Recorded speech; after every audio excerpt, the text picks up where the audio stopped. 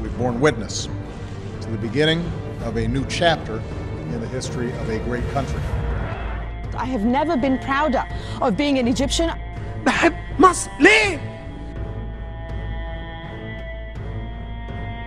ده معناه ان احنا يا مصريين كلنا.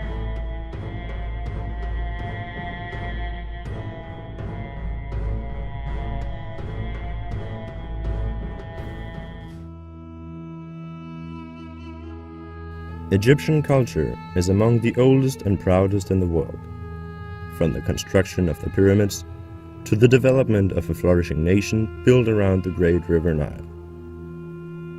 But while the ancient history lives on, the identity of the country and its people has undeniably changed, latest with the revolution of 2011. Through all of it, one trait in the Egyptian character seems to have survived: the love and affection towards the country itself.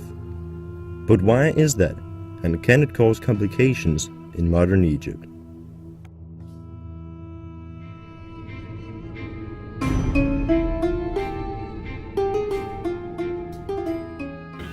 I do love my country, and I'm proud that this country has such history. I think it's something in our genes, more or less. Again, I'll go to the historical background. Egyptians, since the ancient Egyptian time, have been always tied to two things: their gods and their beliefs and the mythology and religions. Second, they've been always tied to the land. They were mainly farmers that worked on farming the land since 6,000 years ago.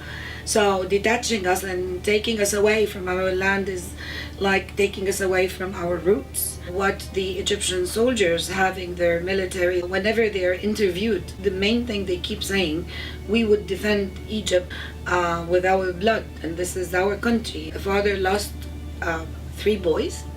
All of them had passed away doing their military service, trying to defend Egypt against terrorism, whatever. And when you listen to the father talking and saying, I will still let and push them to go to defend this country. Apparently, loving the country as well as its military lie in the genes of every Egyptian as a fundamental part of their identity. And not only does it come naturally, it is actually brought forth and developed upon within the education system.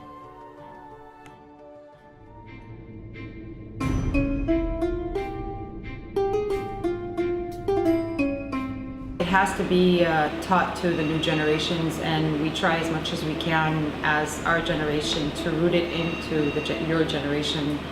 We tend to give them the sense of what it means to have a country, what it means to do your best for this country. As a school, we do respect our army, we do respect our country, because this is part of who we are. If I would be an American school in Egypt and I don't respect my country and I don't respect my army, and then I would just be without any identity. Who am I? We're giving them the tools of how to love your country, how to be an Egyptian, how to care about it, and how to voice your concerns for the benefit of the majority, not for your personal benefit. But there are more sides to the story. In the revolution, unambiguous mistrust towards the regime was brought to street level. And while the regime of the time was indeed thrown off, the aspiration for justice and influence was not satisfied in everyone.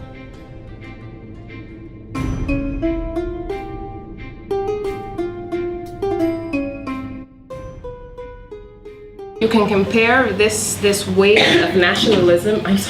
This wave of nationalism that's going on now to the Trump people. Because I went to a Trump rally and it looked very, very much like a protest supporting Sisi in Egypt, and that's true. They have that same kind of rhetoric where it's very, very empty rhetoric, but it's also fueled by very, very high emotions. In Egypt, every time you speak to someone and you kind of corner them when it comes to politics or society or anything, they'll tell you, yeah, well, we're a 7,000-year-old civilization, so nothing's going to happen to us. And that is very dangerous, because what that means is we don't have the willingness to look forward. And we really don't. It's a very stagnant society in that way.